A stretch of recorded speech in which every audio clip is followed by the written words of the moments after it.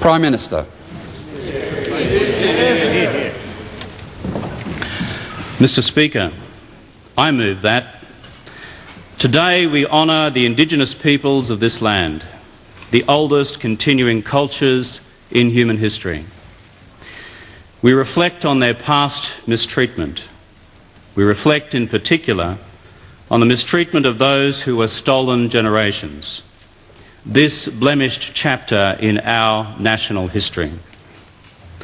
The time has now come for the nation to turn a new page in Australia's history by righting the wrongs of the past and so moving forward with confidence to the future. We apologise for the laws and policies of successive parliaments and governments that have inflicted profound grief, suffering and loss on these our fellow Australians. We apologise especially for the removal of Aboriginal and Torres Strait Islander children from their families, their communities and their country, for the pain, suffering and hurt of these stolen generations, their descendants and for their families left behind. We say sorry. To the mothers and the fathers, the brothers and the sisters, for the breaking up of families and communities, we say sorry. And for the indignity and degradation thus inflicted on a proud people and a proud culture, we say sorry. We, the Parliament of Australia, respectfully request that this apology be received in the spirit in which it is offered, as part of the healing of the nation.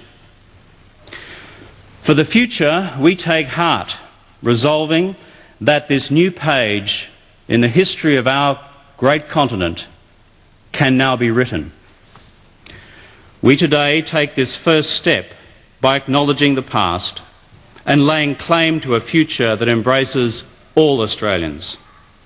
A future where this Parliament resolves that the injustices of the past must never, never happen again. A future where we harness the determination of all Australians, Indigenous and non-Indigenous, to close the gap that lies between us and life expectancy, educational achievement and economic opportunity. A future where we embrace the possibility of new solutions to enduring problems where old approaches have failed. A future based on mutual respect, mutual resolve and mutual responsibility. A future where all Australians, whatever their origins, are truly equal partners with equal opportunities and with an equal stake in shaping the next chapter in the history of this great country, Australia.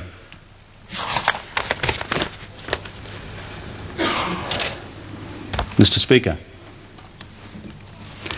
there comes a time in the history of nations when their peoples must become fully reconciled to their past if they are to go forward with confidence to embrace their future. Our nation, Australia, has reached such a time, and that is why the Parliament is today here assembled, to deal with this unfinished business of the nation, to remove a great stain from the nation's soul, and in a true spirit of reconciliation to open a new chapter in the history of this great land, Australia. Mr. Speaker, last year I made a commitment to the Australian people that if we form the next government of the Commonwealth, we would in Parliament say sorry to the stolen generations. Mr. Speaker, today I honour that commitment.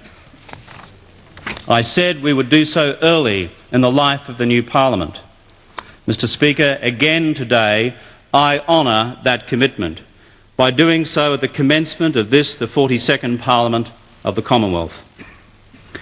Because the time has come, well and truly come, for all peoples of our great country, for all citizens of our great Commonwealth, for all Australians, those who are Indigenous and those who are not, to come together, to reconcile and together build a new future for our nation. Some have asked, why apologise? Let me begin to answer by telling the Parliament just a little of one person's story. An elegant, eloquent and wonderful woman in her 80s, full of life, full of funny stories, despite what has happened in her life's journey. A woman who has travelled a long way to be with us today. A member of the stolen generation who shared some of her story with me when I called round to see her just a few days ago. Nana Nungalo Fijo, as she prefers to be called, was born in the late 1920s. She remembers her earliest childhood days, living with her family and her community in a bush camp just outside Tennant Creek. She remembers the love and the warmth and the kinship of those days long ago, including traditional dancing around the campfire at night. She loved the dancing. She remembers once getting into strife when, as a 4-year-old girl, she insisted on dancing with the male tribal elders, rather than just sitting and watching the men, as the girls were supposed to do. But then, sometime around 1932, when she was about 4, she remembers the coming of the welfare men. Her family had feared that day and had dug holes in the creek bank where the children could run and hide. What they hadn't expected was that the white welfare men didn't come alone. They brought a truck, they brought 2 white men and an Aboriginal stockman on horseback, cracking his stock whip. The kids were found. They ran for their mothers, screaming, but they couldn't get away. They were herded and piled onto the back of the truck. Tears flowing, her mum tried clinging to the sides of the truck as her children were taken away to the bungalow in Alice, all in the name of protection. A few years later, government policy changed. Now the children would be handed over to the missions to be cared for by the churches. But which church would care for them? The kids were simply told to line up in 3 lines. Nana Fijo and her sisters stood in the middle line, her older brother and cousin on her left. Those on the left were told that they had become Catholics. Those in the middle, Methodists, and those on the right, Church of England. That's how the complex questions of post-Reformation theology were resolved in the Australian outback in the 1930s. It was as crude as that. She and her sister were sent to a Methodist mission on Goulburn Island and then Croker Island. Her Catholic brother was sent to work at a cattle station and her cousin to a Catholic mission. Nana Fijo's family had been broken up for a second time. She stayed at the mission until after the war, when she was allowed to leave for a pre-arranged job as a domestic in Darwin. She was 16. Nana Fijo never saw her mum again. After she left the mission, her brother let her know that her mum had died years before, a broken woman, fretting for the children, that had literally been ripped away from her. I asked Nana Fijo what she would have me say today about her story. She thought for a few moments, then said that what I should say today was that all mothers are important. And she added, families, keeping them together is very important. It's a good thing that you are surrounded by love and that love is passed down the generations. That's what gives you happiness. As I left later on, Nana Fijo took one of my staff aside, wanting to make sure that I wasn't too hard on the Aboriginal stockman who'd hunted those kids down all those years ago. The stockman had found her again decades later, this time himself to say sorry. And remarkably, extraordinarily, she had forgiven him. Nana Fijo's is just one story. There are thousands, tens of thousands of them. Stories of forced separation of Aboriginal and Torres Strait Islander children from their mums and dads over the better part of a century. Some of these stories are graphically told in Bringing Them Home, the report commissioned in 1995 by Prime Minister Keating and received in 1997 by Prime Minister Howard. There is something terribly primal about these first-hand accounts. The pain is searing. It screams from the pages. The hurt, the humiliation, the degradation, and the sheer brutality of the act of physically separating a mother from her children is a deep assault on our senses and on our most elemental humanity. These stories cry out to be heard. They cry out for an apology. Instead, from the nation's parliament, there has been a stony and stubborn and deafening silence for more than a decade. A view that somehow we, the parliament, should suspend our most basic instincts of what is right and what is wrong. A view that instead we should look for any pretext to push this great wrong to one side, to leave it languishing with the historians, the academics and the cultural warriors, as if the stolen generations are little more than an interesting sociological phenomenon. But the stolen generations are not intellectual curiosities. They are human beings who have been damaged deeply by the decisions of parliaments and governments. But as of today, the time for denial, the time for delay, has at last come to an end. Mr. Speaker, the nation is demanding of its political leadership to take us forward. Mr. Speaker, decency, human decency, universal human decency, demands that the nation now steps forward to right an historical wrong. And that is what we are doing in this place today. But should there still be doubts as to why we must now act, let the Parliament reflect for a moment on the following facts. That between 1910 and 1970, between 10 and 30% of Indigenous children were forcibly taken from their mothers and fathers. That as a result, up to 50,000 children were forcibly taken from their families. That this was the product of the deliberate, calculated policies of the state as reflected in the explicit powers given to them under statute. That this policy was taken to such extremes by some in administrative authority that the forced extractions of children of so-called mixed lineage was seen as part of a broader policy of dealing with, quote, the problem of the Aboriginal population, unquote. One of the most notorious examples of this approach was from the Northern Territory Protector of Natives, who stated, and I quote, "Generally by the fifth and invariably by the sixth generation, all native characteristics of the Australian Aborigine are eradicated. The problem of our half-castes, to quote the Protector, will quickly be eliminated by the complete disappearance of the black race and the swift submergence of their progeny in the white," unquote.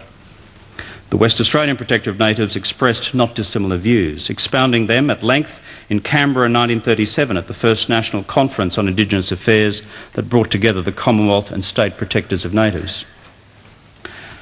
These are uncomfortable things to be brought out into the light. They are not pleasant. They are profoundly disturbing. But we must acknowledge these facts if we are to deal once and for all with the argument that the policy of generic forced separation was somehow well motivated, justified by its historical context, and as a result unworthy of any apology today. Then we come to the argument of intergenerational responsibility, also used by some to argue against giving an apology today. But let us remember the fact that the forced removal of Aboriginal children was happening as late as the early 1970s. The 1970s is not exactly a point in remote antiquity. There are still serving members of this Parliament who were first elected to this place in the early 1970s. It is well within the adult memory span of many of us. The uncomfortable truth for us all is that the parliaments of the nation, individually and collectively, enacted statutes and delegated authority under those statutes that made the forced removal of children on racial grounds fully lawful. There is a further reason for an apology as well. It is that reconciliation is in fact an expression of a core value of our nation, and that value is a fair go for all. There is a deep and abiding belief in the Australian community that for the stolen generations there was no fair go at all. And there is a pretty basic Aussie belief that says it's time to put right this most outrageous of wrongs. It is for these reasons, Mr. Speaker, quite apart from concerns of fundamental human decency, that the governments and parliaments of this nation must make this apology.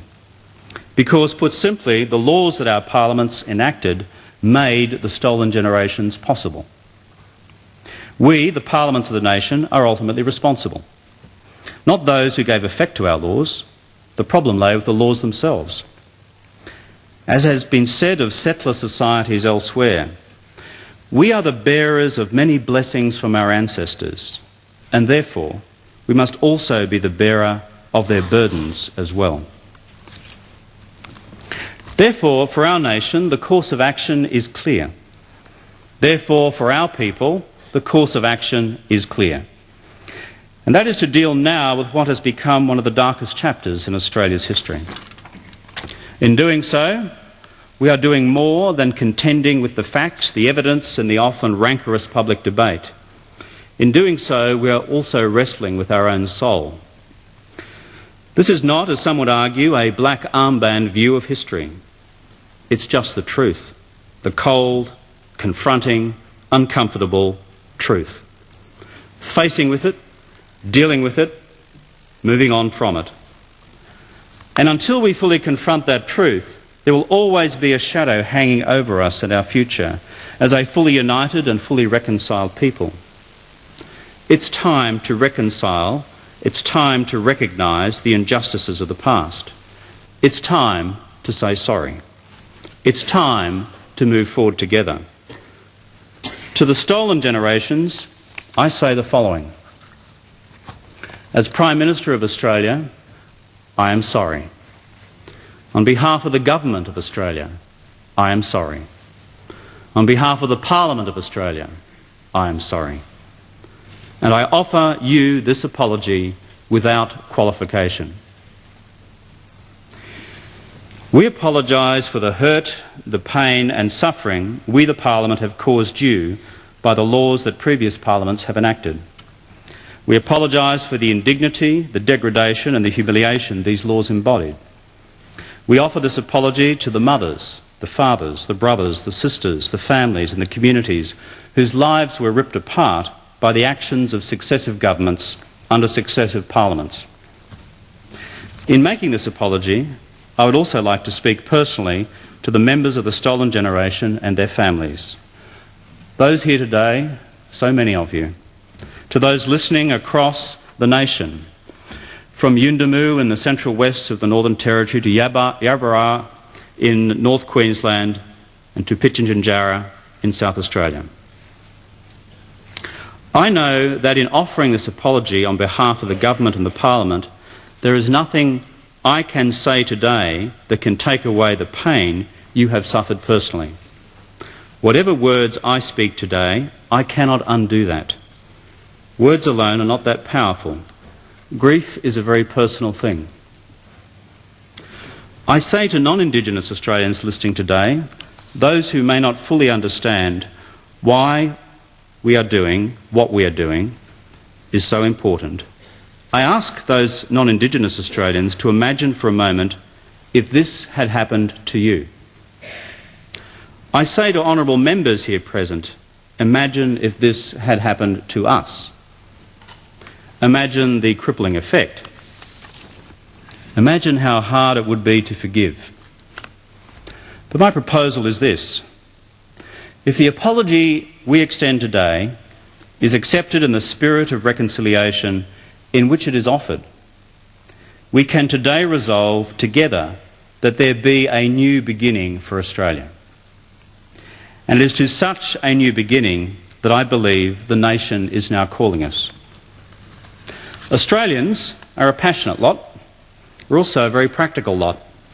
For us, symbolism is important, but unless the great symbolism of reconciliation is accompanied by an even greater substance, it is little more than a clanging gong. It's not sentiment that makes history, it's our actions that make history. Today's apology, however inadequate, is aimed at righting past wrongs. It is also aimed at building a bridge between Indigenous and non-Indigenous Australians. A bridge based on a real respect rather than a thinly veiled contempt. Our challenge for the future is now to cross that bridge and in so doing embrace a new partnership between Indigenous and non-Indigenous Australians. Embracing as part of that partnership expanded link-up and other critical services to help the stolen generations to trace their families, if at all possible, and to provide dignity to their lives. But the core of this partnership for the future is closing the gap between Indigenous and non-Indigenous Australians on life expectancy, educational achievement and employment opportunities. This new partnership on closing the gap will set concrete targets for the future. Within a decade to halve the widening gap in literacy, numeracy and employment outcomes and opportunities for Indigenous children. Within a decade to halve the appalling gap in infant mortality rates between Indigenous and non-Indigenous children. And within a generation to close the equally appalling 17-year life gap between Indigenous and non-Indigenous when it comes to overall life expectancy. The truth is, a business-as-usual approach towards Indigenous Australians is not working. Most old approaches are not working. We need a new beginning. A new beginning which contains real measures of policy success or policy failure. A new beginning, a new partnership on closing the gap with sufficient flexibility not to insist on a one-size-fits-all approach for each of the hundreds of remote and regional Indigenous communities across the country, but instead allows flexible, tailored, local approaches to achieve commonly agreed national objectives that lie at the core of our proposed new partnership. And a new beginning that draws intelligently on the experiences of new policy settings across the nation. However, unless we as a Parliament set a destination for the nation, we have no clear point to guide our policy, our programs or our purpose, no central organising principle. So let us resolve today to begin with the little children, a fitting place to start on this day of apology for the stolen generations. Let us resolve over the next 5 years to have every Indigenous 4-year-old in a remote Aboriginal community enrolled and attending a proper early childhood education centre or opportunity and engaged in proper pre-literacy and pre-numeracy programs. Let us resolve to build new educational opportunities for these little ones year by year, step by step, following the completion of their crucial preschool year. Let us resolve to use this systematic approach to building future educational opportunities for Indigenous children, to provide proper primary and preventative health care for the same children, to begin the task of rolling back the obscenity that we find today in infant mortality rates in remote Indigenous communities, up to 4 times higher than in other communities. None of this will be easy. Most of it will be hard, very hard. But none of it is impossible. And all of it is achievable with clear goals, clear thinking, and by placing an absolute premium on respect, cooperation and mutual responsibility as the guiding principles of this new partnership on closing the gap. The mood of the nation is for reconciliation now between Indigenous and non-Indigenous Australians. The mood of the nation on Indigenous policy and politics is now very simple. The nation is calling on us, the politicians, to move beyond our infantile bickering, our point scoring and our mindlessly partisan politics and elevate this one, at least this one core area of national responsibility to a rare position beyond the partisan divide. Surely this is the spirit, the unfulfilled spirit of the 1967 referendum. Surely, at least from this day forward, we should give it a go. So let me take this one step further, to take what some may see as a piece of political posturing and make a practical proposal to the opposition on this. On this day, the first full sitting day of the new Parliament. I said before the election the nation needed a kind of war cabinet on parts of Indigenous policy because the challenges are too great and the consequences too great to just allow it all to become a political football as it's been so often in the past. I therefore propose a joint policy commission to be led by the Leader of the Opposition and myself, and with a mandate to develop and implement, to begin with, an effective housing strategy for remote communities over the next 5 years. It will be consistent with the government's policy framework, a new partnership for closing the gap. If this Commission operates well, I then propose that it work on the further task of constitutional recognition of the first Australians, consistent with the long-standing platform commitments of my party and the pre-election position of the opposition. This would probably be desirable in any event because unless such a proposition was absolutely bipartisan, it would fail at a referendum. As I said before, the time has come for new approaches to enduring problems, and working constructively together on such defined projects, I believe, would meet with the support of the nation. It's time for fresh ideas to fashion the nation's future. Mr. Speaker, today the Parliament has come together to right a great wrong.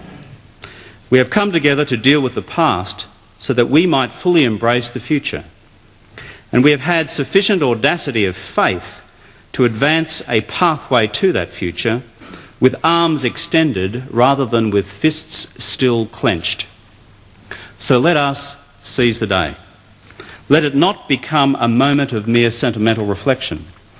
Let us take it with both hands and allow this day of national reconciliation, to become one of those rare moments in which we might just be able to transform the way in which the nation thinks about itself, whereby the injustice administered to these stolen generations, in the name of these our parliaments, causes all of us to reappraise at the deepest level of our beliefs the real possibility of reconciliation writ large.